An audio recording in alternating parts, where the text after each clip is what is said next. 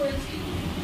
আমার গাইনোকোলজি ছিল, আমার দেরি হচ্ছিল না, কারণ ডাক্তার বলতে পারেন ঘুরে খাওয়ার মতো খেয়ে নিয়েছি।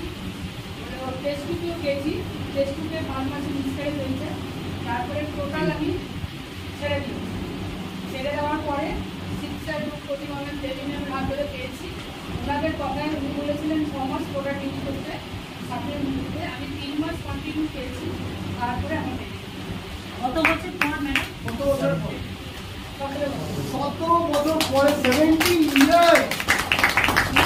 ডক্টরের মেডিসিন কত বছর নিয়েছে? ডক্টর মেডিসিন কত বছর ইউজ করেছে? মেডিসিন 7-8 বছরের বেশি হবে, বই কি কম। কারণ টেস্ট টিউবে আমরা গেছি প্রায় 1 বছরের কাছাকাছি মেডিসিন। 8 থেকে 15 অবধি আমরা ডাক্তার কাছে 2015 যখন মিসক্রেজ হয়ে যায়, লাস্ট কথা বলুন না প্লিজ, কথা বলুন। লাস্ট মিসক্রেজ হয়, বেবি ছিল।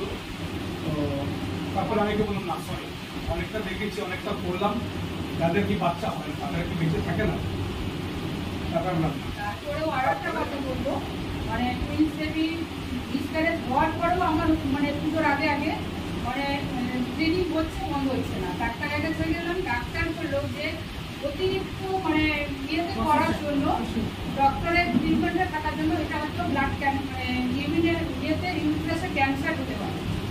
ওই পজিশনে যাওয়াতে কিন্তু বললো, তারপরে ওয়াশ করে দিল, বললো এটা পরবর্তীভাবে ট্রিটমেন্ট না করালে হয়তো এটা ক্যান্সারের দিকে যাবে।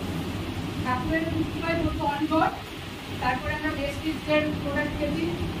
মানে এইরকম জায়গাতে থেকেও যে মানে ফিরে আসা যায়, ব্যাক করা যায়, সেটা বেশ কিছু ছেলের বয়স কত এখন?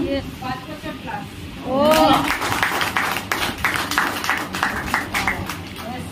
পাওয়ার অফ প্রোডাক্ট। Big class.